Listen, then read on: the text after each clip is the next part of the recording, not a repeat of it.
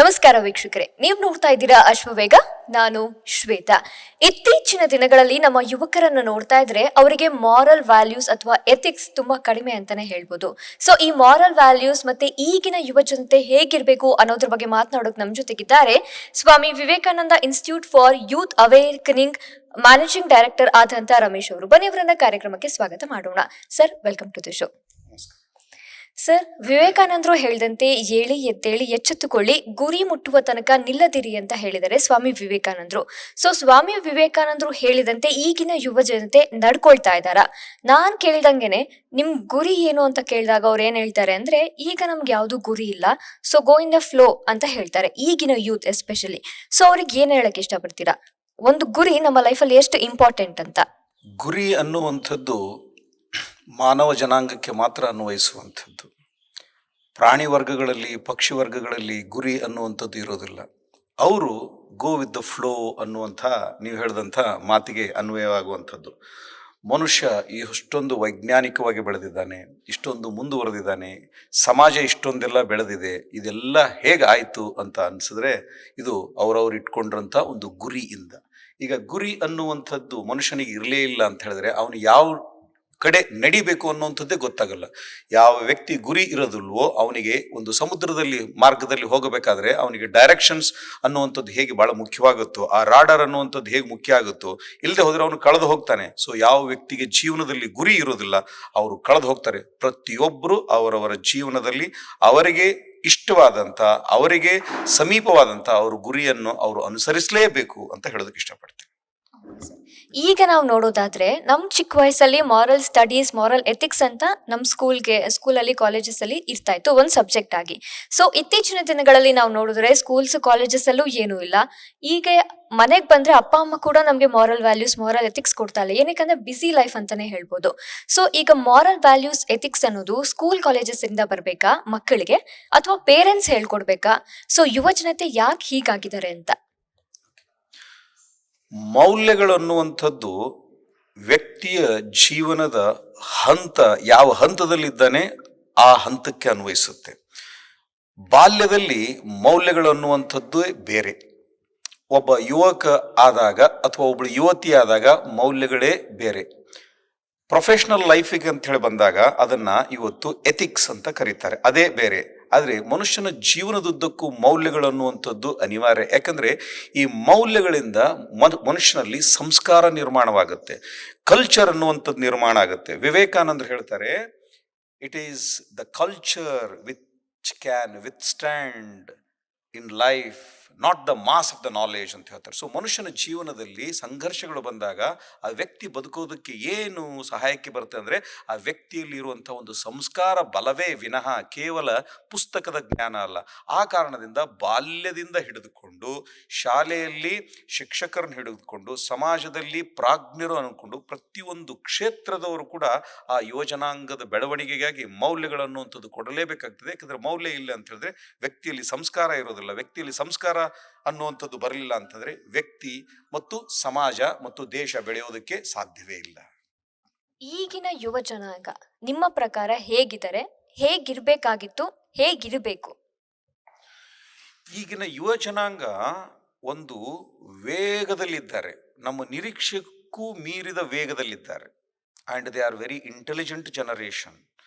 ಈಗ ಅವರು ಹಳೆಯ ಕಾಲದ ಥರ ಹೇಳಿರೋದನ್ನೆಲ್ಲ ನಂಬೋದಿಲ್ಲ. ಅವರು ವೈಜ್ಞಾನಿಕವಾಗಿರೋದ್ರಿಂದ ಪ್ರತಿಯೊಂದು ಅವರು ಪರೀಕ್ಷೆ ಮಾಡಿ ನೋಡ್ತಾರೆ. ಹೀಗಾಗಿ ನಮ್ಮ ಯುವಜನಾಂಗ ಮೌಲ್ಯಗಳು ಬೇಡ ಅಂತ ಇಲ್ಲ, ಆದರೆ ಅವರಿಗೆ ಮನವರಿಕೆ ಆಗುವಂಥ ರೀತಿಯಲ್ಲಿ ಹೇಳುವಂಥ ಒಂದು ಕೌಶಲತೆ ಮತ್ತು ಬದಲಾವಣೆ ಹೇಳ್ಕೊಡೋರಲ್ಲಿ ಕೂಡ ಬೇಕಾಗ್ತದೆ. ಉದಾಹರಣೆಗೆ, ಇವತ್ತು ಒಂದು ಮಗು ಸೌತೆಕಾಯಿ ತಿನ್ನೋದಕ್ಕೆ ಬೇಡ ಅಮ್ಮ ಅಂತ ಹೇಳ್ತು ಅಂತ ತಿಳ್ಕೊಳ್ಳಿ. ಹಾಗಂತ ನಾವು ಆ ಮಗುನ ಹಾಗೆ ಬಿಡೋದಕ್ಕಿಂತಲೂ ಅದಕ್ಕೆ ಒಂದು ಸ್ವಲ್ಪ ರುಚಿಯಾಗಿ ಚಾಟ್ ಥರ ಮಾಡಿಕೊಟ್ರೆ ಆ ಮಗು ತಿನ್ನುತ್ತೆ.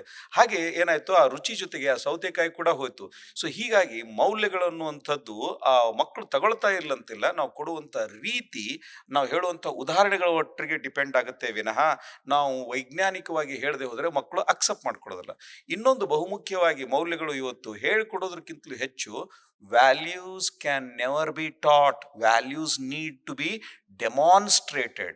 ಒಂದು ಉದಾಹರಣೆ ಹೇಳ್ತೇನೆ. ನಾನೊಂದು ರಾಮಕೃಷ್ಣ ಆಶ್ರಮದಲ್ಲಿ ಹೋದಾಗ ಒಬ್ಬ ಪೋಷಕ ತನ್ನ 2 ವರ್ಷದ ಮಗನನ್ನು ಸ್ವಾಮಿಗಳಿಗೆ ನಮಸ್ಕಾರ ಮಾಡು ಅಂತ ಹೇಳ್ತಾ ಇದ್ದ. ಆವಾಗ ಸ್ವಾಮೀಜಿಯವರು ಏನ್ ಮಾಡಿದ್ರು ಅಂದ್ರೆ, 1 ನಿಮಿಷ ನೀವು ಬಂದು ನಮಸ್ಕಾರ ಮಾಡಿ ಅಂತ ಹೇಳಿದ್ರು.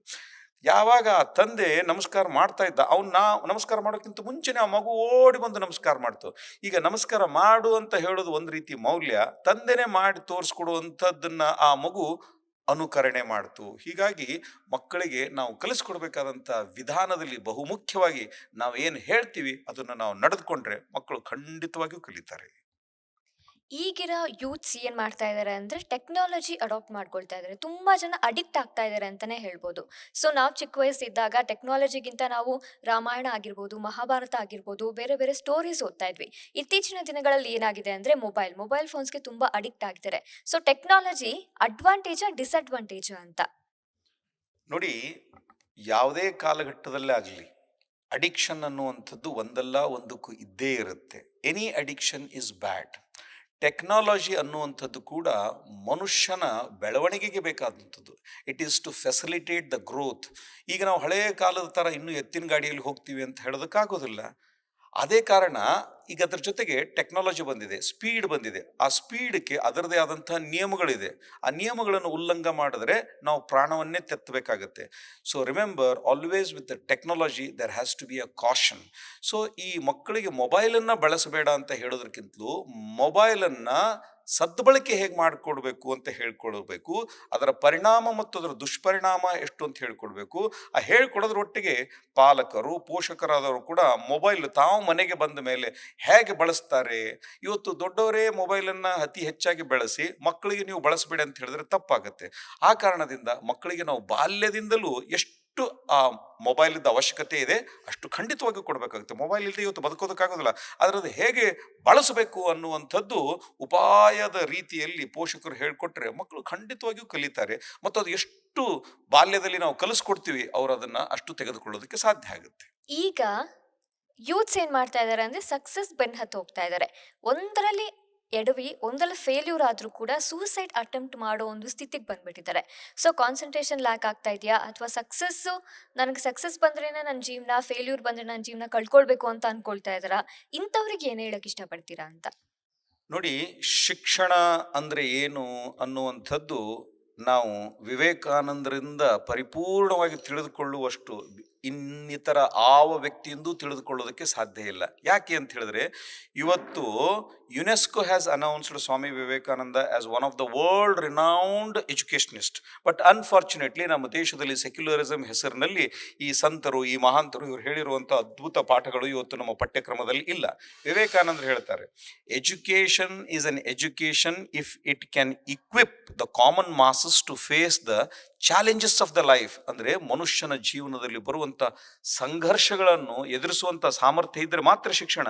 ಒಬ್ಬ ವಿದ್ಯಾರ್ಥಿ ಪರೀಕ್ಷೆಯಲ್ಲಿ ಕಡಿಮೆ ಮಾರ್ಕ್ಸ್ ತಗೊಂಡ್ರೆ ಅವನು ನಾನು ಯಾಕೆ ಕಡಿಮೆ ತಗೊಂಡೆ, ನಾನು ಇನ್ನೂ ಹೆಚ್ಚಿನ ಪರಿಶ್ರಮ ಹಾಕಬೇಕಾಗಿತ್ತು, ನಾನು ಇನ್ನೂ ಹೆಚ್ಚು ಚೆನ್ನಾಗಿ ಓದ್ಕೊಳ್ಬೇಕಾಗಿತ್ತು ಅಂತ ತಿಳಿದುಕೊಂಡ್ರೆ ಆ failure will become a stepping stone for his success. ಅದರ ಬದಲಾಗಿ ಅವನು ಹತಾಶನಾದರೆ ಅದು ಸರಿಯಲ್ಲ. ಆ ಕಾರಣಕ್ಕೋಸ್ಕರ ಮಕ್ಕಳು ಎಡವಿದಾಗ, ವಿದ್ಯಾರ್ಥಿಗಳು ಎಡವಿದಾಗ ಪೋಷಕರು, ಶಿಕ್ಷಕರು, ಹಿರಿಯರು ಆ ಮಕ್ಕಳಿಗೆ ಯಾವ ಕಾರಣದಿಂದ ನೀನು ವಿಫಲನಾದೆ ಆ ಕಾರಣವನ್ನು ಹುಡುಕು. ಅದಾಗದೇ ಇರುವ ಹಾಗೆ, ಅದು ಮರುಕಳಿಸದೇ ಇರುವ ಹಾಗೆ ನೀನು ಮತ್ತೆ ನೋಡಿಕೊಂಡ್ರೆ ಇದೇ ಫೇಲ್ಯೂರ್ ನಿನಗೆ ಸಕ್ಸಸ್ಗೆ ಕಾರಣ ಆಗುತ್ತೆ. ಅದರ ಹಿಂದಿರುವಂಥ ಒಂದು ವೈಜ್ಞಾನಿಕ ಅಪ್ರೋಚನ್ನು ನಾವು ಮಕ್ಕಳಿಗೆ ತಿಳಿಸ್ಕೊಡ್ಬೇಕಾಗ್ತದೆ. ಇತ್ತೀಚಿನ ದಿನಗಳಲ್ಲಿ ನಾವೇನಾದ್ರೂ ಮಕ್ಕಳಿಗೆ ಅಡಾಪ್ಟ್ ಮಾಡ್ಕೋ, ನೀನು ಒಳ್ಳೆ ಬುದ್ಧಿ ಕಲಿ, ಅಥವಾ ಯಾವುದೋ ಒಂದು ಪುಸ್ತಕ ಓದು ಅಂತಾಗ ವೈ ಅನ್ನೋ ಒಂದು ಕ್ವಶನ್ ಬರುತ್ತೆ. ಸೊ ಸ್ವಾಮಿ ವಿವೇಕಾನಂದ ಪುಸ್ತಕವನ್ನ ಕೊಟ್ಟು ನೀವು ಓದು ಅಂತ ಹೇಳಿದಾಗ ನಾನು ಏನಕ್ಕೆ ಓದ್ಬೇಕು ಅಂತ ಬರುತ್ತೆ. ಸೊ ಸ್ವಾಮಿ ವಿವೇಕಾನಂದ ಅವ್ರನ್ನ ನಾವು ಯಾಕೆ ಓದ್ಬೇಕು? ಬಹಳ ಅದ್ಭುತವಾದಂಥ ಒಂದು ಪ್ರಶ್ನೆ. ಯಾಕೆಂದರೆ ಈ ಪ್ರಶ್ನೆ ನಾನು ಕೂಡ ಇದನ್ನ ನನ್ನ ಮನಸ್ಸಿನಲ್ಲಿ ಮಾತ್ರ ಇರೋದಲ್ಲದೆ ನನ್ನ ಪರಮಪೂಜ್ಯ ಗುರುಗಳಾದಂಥ ಪುರುಷೋತ್ತಮಾನಂದ ಸ್ವಾಮೀಜಿಗೆ ಈ ಪ್ರಶ್ನೆಯನ್ನು ಕೇಳಿದೆ. ಅವರು ನನ್ನನ್ನು ಎಲ್ಲಿ ನೋಡಿದಾಗಲೂ ವಿವೇಕಾನಂದರನ್ನು ಓದ್ಕೋ, ವಿವೇಕಾನಂದರನ್ನು ಓದ್ಕೋ, ವಿವೇಕಾನಂದರನ್ನು ಓದ್ಕೋ ಅಂತ ಹೇಳ್ತಾ ಇದ್ರು. ಏನು ಸ್ವಾಮೀಜಿ, ಎಲ್ಲಿ ನೋಡಿದ್ರು ಯಾವಾಗ ಸಿಕ್ಕರು ಬರೀ ವಿವೇಕಾನಂದರನ್ನು ಓದ್ಕೋ, ವಿವೇಕಾನಂದರನ್ನು ಓದ್ಕೋ ಅಂತ ಹೇಳ್ತೀರ, ಬೇರೆ ಕೆಲಸ ಇಲ್ವಾ ನನಗೆ, ಯಾತಕ್ಕೆ ಓದ್ಕೋಬೇಕು ಅಂತ ಕೇಳಿದಾಗ, ನೋಡೋ, ವಿವೇಕಾನಂದರನ್ನ ಓದಿಕೊಳ್ಳುವುದರಿಂದ ಈ ದೇಶಕ್ಕೆ ಒಬ್ಬ ಮೂರ್ಖನ ಸಂಖ್ಯೆ ಕಡಿಮೆ ಆಗುತ್ತೆ. ನೀನು ಮೂರ್ಖನಾಗೋದಕ್ಕೆ ಇಷ್ಟಪಡ್ತೀಯಾ? ಇಲ್ಲ, ಹಾಗಿದ್ರೆ ವಿವೇಕಾನಂದರನ್ನು ಓದ್ಕೋ. ಒಂದನೇದು. ಎರಡನೇದ್ದು ಏನು ಹೇಳಿದ್ರು ಅಂದರೆ, ವಿವೇಕಾನಂದರನ್ನ ಓದಿಕೊಂಡಂಥ ಒಬ್ಬ ವ್ಯಕ್ತಿ ಅವನೊಬ್ಬ ವ್ಯಕ್ತಿಯಾಗಿ ಉಳಿಯೋದಿಲ್ಲ, ಅವನೊಬ್ಬ ಶಕ್ತಿ ಆಗ್ತಾನೆ. ಈಗ ನೀನು ಹೇಳು, ನಿನಗೆ ಶಕ್ತಿ ಬೇಕು ತಾನೆ, ನಿನಗೆ ಮೂರ್ಖನಾಗೋದು ಬೇಡ ತಾನೆ, ಹಾಗಿದ್ರೆ ವಿವೇಕಾನಂದರನ್ನು ಓದ್ಕೋ ಅಂತ ಹೇಳಿದ್ರು.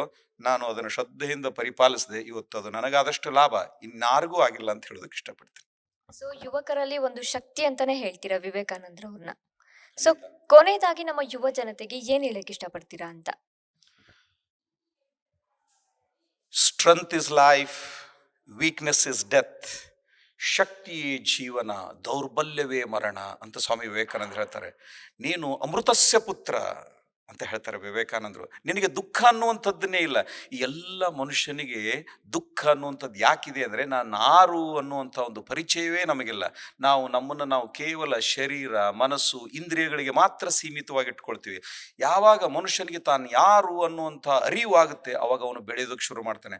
ಅದಕ್ಕೋಸ್ಕರ ನಾವು ವಿವೇಕಾನಂದರನ್ನ ಅಧ್ಯಯನ ಮಾಡಿದಾಗ ನಮಗೆ ಏನು ಅರಿವಾಗುತ್ತೆ ಅಂತಂದರೆ, ನಾನು ಕೇವಲ ಈ ಶರೀರ, ಮನಸ್ಸು, ಇಂದ್ರಿಯ ಅಲ್ಲ, ಬದಲಾಗಿ ನಾನು ಆ ಭಗವಂತ ಸಚ್ಚಿದಾನಂದ ಸ್ವರೂಪ. Anything is possible for me, nothing is impossible ಅಂತ ಅನ್ನುವಂಥ ಒಂದು ಭರವಸೆ ಹುಟ್ಟೋದಕ್ಕೋಸ್ಕರ ನಾವು ವಿವೇಕಾನಂದರನ್ನು ಓದ್ಕೊಳ್ಬೇಕು.